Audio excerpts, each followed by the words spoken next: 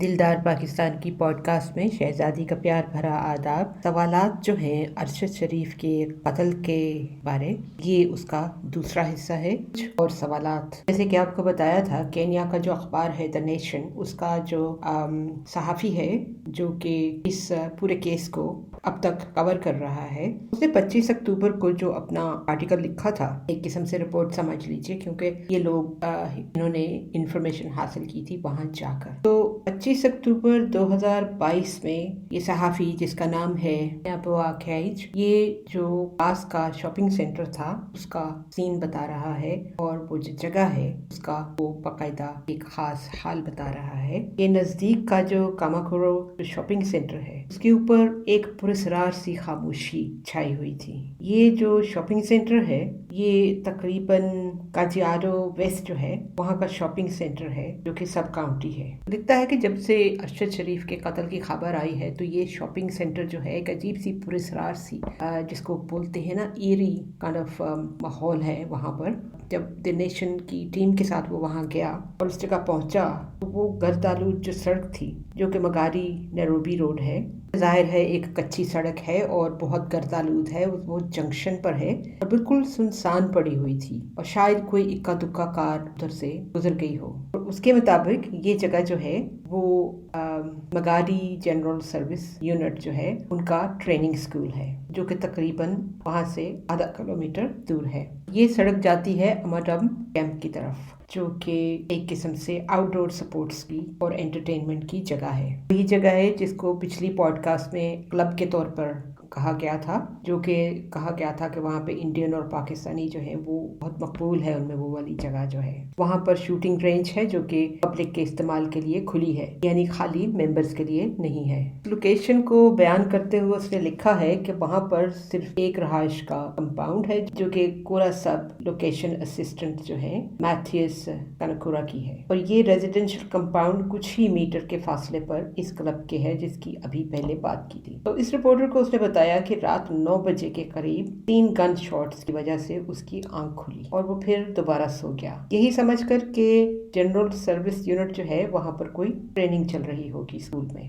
اس لیے کیونکہ اس کو عادت ہے گن شاٹ سننے کی، تو اس نے کوئی بہت زیادہ پرواہ نہیں کی۔ صبح اس کو گاؤں والوں نے بتایا کہ پولیس آفیسرز نے رات کو ڈاکوؤں کو مار دیا ہے۔ اس رات کے واقعے کے وقت جو سیکیورٹی آفیسر کلب کے دروازے پر ڈیوٹی دیتے ہیں وہ بھی وہاں پر نہیں تھے۔ اگلا سوال اٹھتا ہے، پاکستان سے جو چھوٹی سی ٹیم گئی تھی، انہوں نے گاؤں کے لوگوں سے بات چیت کرنے کی کوشش کی، خاص طور پر اس شاپنگ سینٹر میں جو لوگ آتے ہیں ان سے بات کرنے کی کوشش کی، کیونکہ یہ ٹیم وہاں پر 2 ہفتے رہی ہے۔ کیا کوئی 2-3 دن لگا کر انہوں نے اس شاپنگ سینٹر میں ہر آنے جانے والے سے کوئی نہ کوئی بات یا سوال کرنے کی کوشش کی؟ ان میں سے کسی نے تو کچھ کو یا کسی نہ کسی کو دیکھا ہوگا۔ یہ صحافی آنکھوں دیکھا حال لکھتا ہے اس شاپنگ سینٹر کا، کہ وہاں پر جیسے کہ پہلے اس نے بتایا بہت پراسرار سی خاموشی سی تھی، بہت ایری سا ماحول تھا، تو اس نے دیکھا کہ لوگ چھوٹے چھوٹے گروپس میں کھڑے ہو کر ایک دوسرے سے سرگوشی میں بات کر رہے ہیں۔ جانتے ہیں کہ ایک سنسان جگہ کے اوپر ایک چھوٹا سا گاؤں جہاں پہ بہت چھوٹی سی آبادی ہو، ان کے لیے اس قسم کا حادثہ ہونا تو بہت بڑی خبر ہے، خبر تو ویسے بھی بڑی ہے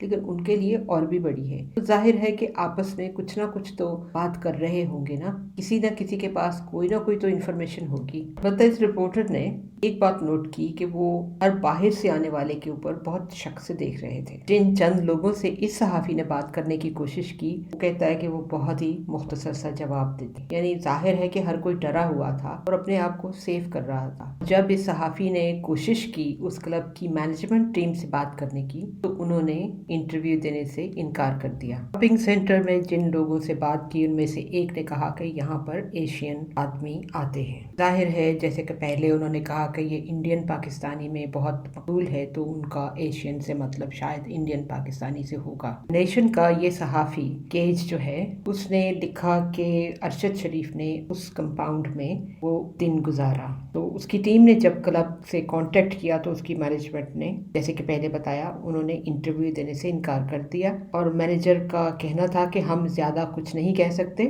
کیونکہ ابھی پولیس جو ہے وہ تفتیش کر رہی ہے۔ تو ادھر ادھر سوال پوچھنے سے صرف ان کو یہ پتہ چلا کہ ارشد ارشد اس کلب میں اکثر آتا تھا اور اس دن تقریباً پورا دن وہیں گزارا۔ اس کلب میں ایک شوٹنگ رینج ہے، لاج ہے اور تیر کمان کی مشقیں بھی ہوتی ہیں، بائکنگ ٹریل ہے اور کیمپنگ کی جگہ بھی ہے۔ اس کے علاوہ وہاں شکار بھی ہوتا ہے اور فارم ٹور بھی کرائے جاتے ہیں۔ اس آرٹیکل میں جو اس نے 25 اکتوبر کو لکھا تھا، یہ بات بھی لکھی کہ ارشد کو جس آفیسر نے شوٹ کیا ہے وہ اس GSU یعنی جنرل سروس یونٹ سے اٹیچ تھا۔ اس کا مطلب ہے کہ وہ نارمل پولیس مین نہیں تھا۔ ظاہر سی بات ہے کہ شہر سے اتنی دور کون سی پولیس کی ڈیوٹی لگی ہوئی تھی، کیونکہ یہ جگہ تقریباً 100 کلومیٹر ہے نیروبی سے۔ ذرا اندازہ لگا لیجئے کہ 100 کلومیٹر کیا ہوتا ہے۔ اگر سوچنے کے لیے دیں آپ کو مثال، تو اسلام آباد سے اٹک جو ہے تھوڑا سا اس سے آگے، یا لاہور سے سیالکوٹ تک کا فاصلہ، اور یہ سارا ایک قسم سے جنگل بیابان ہے۔ جو پولیس جس کا اس نے ذکر کیا ہے، یہ جو کیونکہ ٹریننگ سکول ہے تو ان کو اپنے لیے جو سیکیورٹی ایک قسم سے رکھنی پڑتی ہے، یہ غالباً اس کی بات کر رہے ہیں۔ اب سرفس کے اوپر اس بات پہ ایک اگلا سوال اٹھتا ہے کہ اگر یہ جو ہے پولیس یہ اٹیچ تھی GSU جو ہے یونٹ، جو جنرل سروس یونٹ ہے، اس سے تھی، تو پھر جو پولیس نے پہلے ہی مسٹیکن آئیڈینٹی کی بات کی تھی وہ تو کچھ اس کے اوپر صحیح نہیں بیٹھتی۔ اگلا سوال تو اب تک بلکہ شروع سے ہی بہت سے لوگوں نے پوچھ لیا تھا، جس کا ابھی تک جواب نہیں ملا۔ وہاں کی پولیس نے جواب نہیں دیا کہ اگر آپ کو یہ خبر ملی تھی کہ بچہ ہے اس کار میں، تو آپ اس لیے اس کار کو روکنا چاہ رہے تھے اور وہ اس کو، تاکہ وہ جو گمشدہ کار جو ہے، سٹولن کار کا جو رپورٹ کیا گیا تھا کہ اس میں بچہ ہے، تو آپ نے پھر اتنی گولیاں کیوں ماری جبکہ آپ کو پتا تھا کہ اس میں بچہ ہے؟ تو لگتا یوں ہے کہ جو نارمل بیٹ پر پولیس ہوتی ہے وہ تھی نہیں وہاں پر، یہ صرف اس یونٹ کی جو پولیس تھی وہ تھی۔ تو اگر سیکیورٹی کے لیے رکھا گیا ہے ان کو، تو پھر ظاہر ہے ان کا کانٹیکٹ ہوگا پولیس سے۔ اسی 25 اکتوبر کے آرٹیکل میں اس صحافی نے یہ ایک سوال خود اٹھایا ہے، کیونکہ اس نے پہلے بیان کیا کہ 2 رستے ہیں، جیسے جنکشن کی بات کی تھی نا آپ سے پہلے، تو اس نے تھوڑی سی ڈیٹیل بتائی ہے ان رستوں کی، جس میں ایک جو تھا وہ 16 کلومیٹر کا تھا فاصلہ اس کا، تو دوسری جو تھی تقریباً 21 کلومیٹر تھی۔ تو وہ یہ سوال اٹھا رہا ہے کہ لمبا رستہ کیوں لیا واپس جانے کے لیے؟ بات تو ٹھیک ہے، اگر غور کیا جائے اس بات پر، خرم جو تھا جو کہ کار چلا رہا تھا اس وقت، وہ تو وہاں رہنے والا ہے، وہ تو رستوں کو جانتا ہے، تو پھر یہ لمبا راستہ اس نے خود چنا تھا۔ اس کے علاوہ جب ہم ٹائمنگ کی بات کرتے ہیں تو آپ کو پہلے بتایا تھا کہ جیسے میتھیس نے کہا تھا کہ 9 بجے اس نے 3 شاٹس سنے تھے، اور یہ جو واقعہ تھا اس کو پولیس میں رپورٹ کیا گیا تھا 10 بجے، رات کے 10 بجے، اور وہ بھی 9 رات کے تھے بجے ہوئے۔ 25 اکتوبر کے اس آرٹیکل میں پڑھنے کے بعد انسان سوچتا ہے کہ وہ جو میتھیس تھا وہ تو سو گیا تھا، اور اس نے کہا کہ اس کو گاؤں والوں نے صبح بتایا تھا، تو پھر 10 بجے رپورٹ پولیس اس نے کیا، جو کہ اب آج یہ پردہ اٹھ گیا ہے کہ وہ جو وقار احمد تھا اس نے رپورٹ کیا تھا پولیس کو 10 بجے۔ اسی ایک خبر میں یہ پڑھا تھا، یہ اس صحافی کی خبر نہیں ہے، کہ زخمی دیکھ کر شدید ارشد کو، یہ جو اس کے ساتھ ڈرائیور تھا خرم، وہ گھبرا گیا اور اس نے اپنے بھائی کو فون کیا بتانے کے لیے، تو بھائی نے کہا کہ اس کو گھر لے آؤ، جیسے کہ آپ کو پہلے بتایا تھا غالباً پچھلی پوڈ کاسٹ میں، لیکن کیونکہ پچھلی رپورٹ میں لکھا گیا تھا کہ جو 24 اکتوبر کی تھی اس میں یہ لکھا تھا کہ وہ جو ڈرائیور تھا وہ زخمی ہوا اور اس کو ہاسپٹل لے کر گئے، لیکن یہ جو 25 کی رپورٹ ہے، یہ جو بعد میں خبر آئی ہے، اس کا مطلب یہ ہے کہ واقعی میں وہ بالکل زخمی نہیں تھا اور ڈرائیو کر کے وہ ارشد شریف کو اپنے بھائی کی طرف لے گیا۔ یہ جو کچھ صحافی لکھ رہے ہیں ان کو وہاں پر بات چیت کر کے جو معلومات مل رہی ہیں وہ ظاہر ہے وہی لکھیں گے، لیکن اس کی تفتیش کرنا تو جوڈیشل کمیشن کا کام ہے۔ دیکھتے ہیں کتنی تفصیل سے وہ اس مقدمے میں جائیں گے۔ آئیڈیلی یہ جوڈیشل کمیشن جو ہے اس طرح کا بننا چاہیے جو 2016 میں پاناما لیکس کے بعد JIT بنائی گئی تھی، جو کہ ایک کلیبری فونٹ کی باریکی کو بھی بھانپ گئی تھی۔ اس قسم کا جوڈیشل کمیشن ہونا چاہیے اس مرڈر کیس کے لیے، ورنہ صحیح انصاف نہیں ہو سکے گا۔ اس کے علاوہ ایک سوال ابھی تک بھی جو ہے پوری اس کی ڈیٹیل پتہ نہیں چلی کہ اس کو کینیا میں جانے کا مشورہ کس نے دیا۔ ARY کے جو مالک ہیں ان کے مطابق یہ ارشد شریف کی اپنی چوائس تھی، جبکہ انہوں نے ویزے کے حساب سے ارادہ کیا کہ شاید یہاں جانا بہتر رہے گا۔ انہی رپورٹس میں سے ایک جگہ میں نے پڑھا کہ لندن سے ارشد شریف کینیا گئے، لیکن زیادہ تر یہی پڑھا کہ وہ دبئی سے کینیا گئے، اور اگر واقعی میں لندن گئے تو کتنی دیر رہے۔ اور جہاں تک ویزے کا تعلق ہے، اگر آپ ایز اے وزٹر جاتے ہیں، ٹھیک ہے آپ کو ویزا लगवाना पड़ता है तो फिर भी आपको वीजा एयरपोर्ट के ऊपर लग सकता है, लेकिन क्योंकि पाकिस्तानी पासपोर्ट था उसके लिए जाहिर है मुश्किल आती है, क्योंकि अभी तक भी पाकिस्तान में रहने वालों को जरा सा भी अंदाजा नहीं है कि पाकिस्तान के पासपोर्ट की कितनी इज्जत है, बाहर ना होने के बराबर। बिल्कुल कभी आपको इत्तेफाक हुआ हो हीथ्रो एयरपोर्ट पर लाइन का, कि वहां पे जब लिखा होता है ना कि फॉरेन पासपोर्ट की लाइन ये है, तो ब्रिटिश पासपोर्ट की लाइन ये है, या यूरोपियन पासपोर्ट की लाइन ये है, तो जो फॉरेन पासपोर्ट में सिर्फ आपको नजर आती है लाइन लगी हुई पाकिस्तानियों की, जो कि 10 मील लंबी लगी होती है। बेचारे कि वो पाकिस्तानी हैं जो पाकिस्तान का पासपोर्ट छोड़ना नहीं चाहते, या अभी उनके पास दूसरे मुल्क में रहने के इख्तियारात नहीं हैं, क्योंकि अगर फॉरेन पासपोर्ट आपके पास हो तो बगैर वीजा लिए आपको वहीं पे एयरपोर्ट के ऊपर कम से कम 3 महीने का वीजा विजिट के लिए मिल जाता है। आज लंदन में अगर गए थे अरशद शरीफ तो किसी आम पाकिस्तानी से ही मदद मांग ली होती, वो अपने घर में जरूर पना दे देते इनको। एक और काबिले जिक्र बल्कि काबिले गौर बात है इस रिपोर्ट में, जो कि 25 अक्टूबर की है, इस सहाफ़ी की। उसने लिखा कि उस दिन कुछ मिलिट्री ऑफिसर्स जो थे वो भी थे वहाँ पर, जो कि वहाँ पर अक्सर आते हैं इस क्लब में। और ये जो स्टोलन कार की कहानी थी इस सहाफ़ी को उस वक्त उसी किसी मिलिट्री ऑफिसर ने बताई थी, जो उसने पुलिस वालों से सुनी थी। बताया ये गया कि वो जो पुलिस वाले थे उन्होंने ये जो जनरल सर्विस यूनिट के जो उनके कॉलीग थे उन्होंने उनको अलर्ट किया कि एक स्टोलन कार आ रही है, तो लिहाजा उन्होंने सड़क के ऊपर पत्थर वगैरह रखकर कुछ रुकावट की, और जब कार आई उनको नजर तो उन्होंने रोकने की कोशिश की। वही कहानी जो कि आपने सुनी है अब तक। वो जो टोयोटा लैंड क्रूजर है जिसमें वो बैठे हुए थे और खुर्रम उसको ड्राइव कर रहा था, वो उसी के नाम पर दर्ज है, जो कि तकरीबन 1 साल हुआ उसकी रजिस्ट्रेशन की गई थी। एक और सवाल ये पैदा होता है कि अगर सपोज करें आप इस रुकावट वाली कहानी का यकीन कर भी लें, और खुर्रम जो बाद में हमें पता चलता है कि ये जो क्लब है, ये जो आउटडोर एक किस्म से कंपाउंड है, फैसिलिटी है, ये तो इन दोनों भाइयों की मलकियत है। कम से कम बड़े भाई जो वकार अहमद हैं वो मालिक हैं इसके, शायद उसके साथ कोई उसका पार्टनर है अगर दूसरा अपना भाई नहीं है। तो क्या वो जो कंपाउंड वाले हैं, वो सिक्योरिटी वाले जो लोग हैं, इसको पहचानते नहीं होंगे, जो कि इसको रुकावट, बल्कि कार भी पहचानने हो चाहिए उनको, क्योंकि जैसे कि बोलते हैं कि वो जो सिक्योरिटी गार्ड थे जो टावर वॉच करते हैं, वो छोटी छोटी बात डायरी में लिखते हैं, सारी नकलो हरकत लिखते हैं। तो अगर वो इनकी अपनी मलकियत है, यानी कि बड़े भाई की मलकियत है, तो जाहिर है खुर्रम का आना जाना तो बहुत होगा वहां पर। फिर मिस्टेकन आइडेंटिटी कैसे हो गई और कैसे शूटिंग की उन्होंने इस कार के ऊपर? इस रिपोर्टर को वहां पर एक पुलिस ऑफिसर ने बहुत कॉन्फिडेंस में बताया कि अरशद शरीफ जो था वो फेटली शॉट हुआ था। ये भला उसको खामोशी से राज में कॉन्फिडेंस में बताने की क्या जरूरत थी? क्या वो कुछ जानता है? क्या पाकिस्तान की टीम ने उसको ढूंढकर वहाँ के जो सिक्योरिटी गार्ड्स थे, जो वहाँ की उनकी अपनी पुलिस थी, उनसे सवालात पूछे? अगर उसने कॉन्फिडेंस में ये बात की तो क्या उसको भी शक था कि मामला कुछ ठीक नजर नहीं आ रहा? गोलियों की बात की थी तो पिछली पॉडकास्ट में आपको बताया था कि एक गोली टायर को भी लगी थी, और उस जख्मी हालत में और उस डिफ्लेटेड टायर के साथ कार को तकरीबन 25 किलोमीटर तक चलाया गया। ये सवाल खुर्रम से जरूर बनता है कि वो क्या वजह थी कि उसने उस हालत में जब कार चलाई थी तो भाई के घर गया और अस्पताल नहीं गया। ये जो वकार अहमद है जो कि उस क्लब का मालिक है, उसके अलावा उसका जो फार्म है वो टिंगा में है, और ये जो है उस क्लब से बहुत ज्यादा दूर नहीं है, कालबन नैरोबी के रास्ते में आता है। खुर्रम जो है जब कार चलाकर अपने भाई के घर के गेट तक पहुंचा तो तब उसने रियलाइज किया कि अरशद शरीफ की वफात हो चुकी है। वो गोली जो सर पर लगी थी, जो कि पीछे से लगी थी और मुंह की तरफ से आगे से निकली थी, वो गोली इतनी लीथल थी, जाहिर है स्ट्रेट वे तो उससे डेथ नहीं होती, लेकिन आहिस्ता आहिस्ता ब्लीड करके इंसान मर जाता है। ये जो गोली की अभी तफसील आपको बताई है ये पुलिस रिपोर्ट में लिखी हुई थी।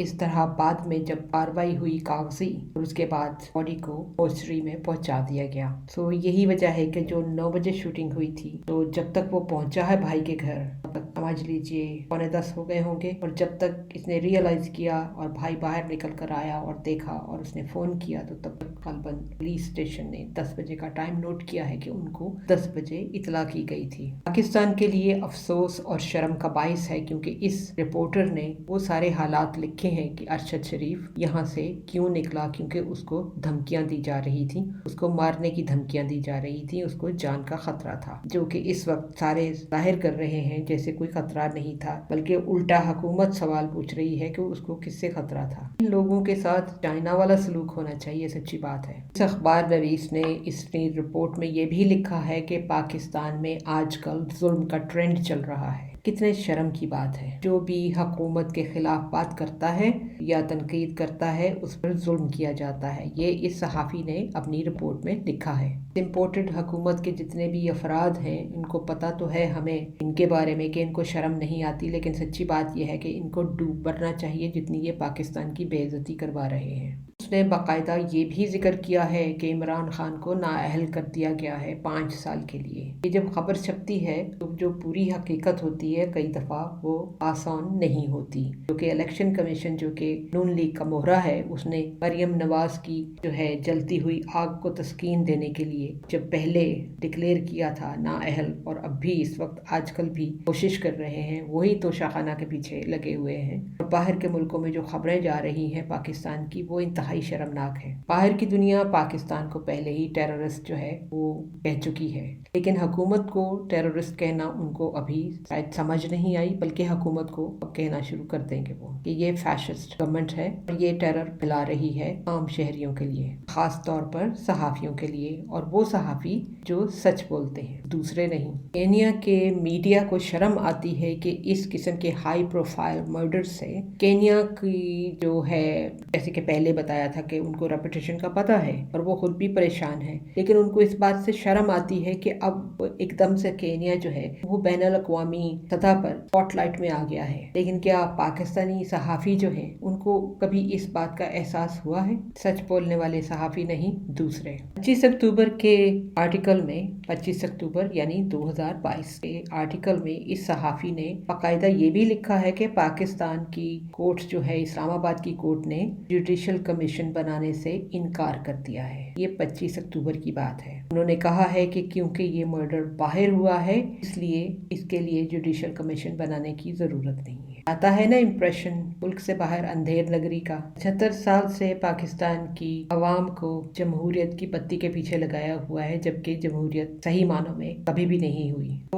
دو الفاظ آئین اور جمہوریت، یہ جو ہے صرف راگ الاپنے کے لیے رہ گئے ہیں۔ یہ سیاسی کردار جو ہے سارا وقت آئین کی بالادستی کی بات کرتے ہیں، جبکہ آئین کو خود ہی توڑتے ہیں۔ پاکستان کی جمہوریت کو ہمیشہ ایک قسم سے مطابقت دی جاتی ہے برٹش جمہوریت، کہا جاتا ہے کہ یہ اس کے نقش قدم پر ہے، لیکن اگر ایک برٹش نیشنل جو ہے وہ یہاں پاکستان میں یا کینیا میں اس طرح بے دردی سے مارا جاتا تو پتہ ہے آپ کو کیا ہوتا؟ برٹش کی جو باقاعدہ انویسٹیگیٹو ٹیم ہے وہ پاکستان میں آ کر یا کینیا میں جا کر دھرنا مار کر بیٹھ جاتی، جب تک پوری چھان بین نہ کر لیتے وہ واپس نہ آتے۔ پاکستانی نیشنل کو کوئی دوسرے ملک میں مار دے تو وہ بیچارہ وہاں پر بھی بے یار و مددگار تھا، اور پھر اس کا اپنا ملک اس کو بے یار و مددگار چھوڑ دیتا ہے۔ اپنا ملک عوام نہیں، قانون اور طاقتور لوگ۔ اس وقت جو رولنگ دی گئی تھی شاید اپنے حساب سے ٹھیک تھی کہ یہ معاملہ ابھی دونوں سٹیٹس کے درمیان ہے، یعنی کہ کینیا کی حکومت اور پاکستان کی حکومت، سو لہٰذا یہ دونوں سٹیٹس جو ہیں اس معاملے کو حل کر سکتے ہیں۔ کینیا کی حکومت تو شاید کوشش کرے اس کو حل کرنے کی، کیونکہ ان کو اپنے ملک کی ریپوٹیشن کا احساس ہے۔ اور یہ رولنگ دینے سے پہلے ذرا جج صاحب سوچ ہی لیتے کہ ہماری جو حکومت ہے وہ کس قسم کی حکومت ہے، کیا واقعی میں یہ انصاف کر سکے گی اس پورے معاملے میں، تو شاید ان کو پٹیشن اس وقت رد نہیں کرنی چاہیے تھی۔ حقیقت تو یہ ہے کہ اب تک ہم نے جوڈیشری کو بھی ذرا مجبور ہی دیکھا ہے۔ حقیقت معلوم نہیں کیا ہے کہ واقعی میں مجبور ہیں، ان کے اوپر پریشر ہے، کون پریشر ڈال رہا ہے، یا ان میں سے کوئی کمپرومائزڈ ہے، پھر اس کو اس پروسیس سے باہر نکل جانا چاہیے۔ لیکن اس وقت جس مجبوری کی بات کر رہے ہیں وہ مجبوری وہ ہے کہ یہ فیصلہ تو سنا دیتے ہیں لیکن امپلیمنٹ نہیں کروا سکتے۔ جیسے کہ انہوں نے فیصلہ دیا تھا کہ صحافیوں کو تنگ نہ کیا جائے، لیکن اس کے باوجود سلسلہ چل رہا تھا، بالکل نہیں رکا۔ ابھی تک اعظم سواتی کا بھی پتہ نہیں چلا کہ وہ اب واپس آئیں گے اپنے گھر، لیکن پھر بھی عدالت کے اوپر کچھ ذمہ داری آتی ہے۔ اگر وہ اپنا دیا ہوا حکم امپلیمنٹ نہیں کروا سکتے تو جو لوگ خلاف ورزی کرتے ہیں ان کو گرفتار تو کروا سکتے ہیں نا، اور کچھ کچھ نہیں تو سزا تو دلوا سکتے ہیں، کیا اس کے لیے بھی کوئی اپیل لے کر آئے؟ باقی کے سوالوں کا سلسلہ ہم اپنی اگلی پوڈ کاسٹ میں جاری رکھیں گے۔ تب تک کے لیے خدا حافظ۔ ہمارا ای میل ایڈریس ہے dildarpakistan@hotmail.com۔ Until next time, take care, God bless, اللہ حافظ۔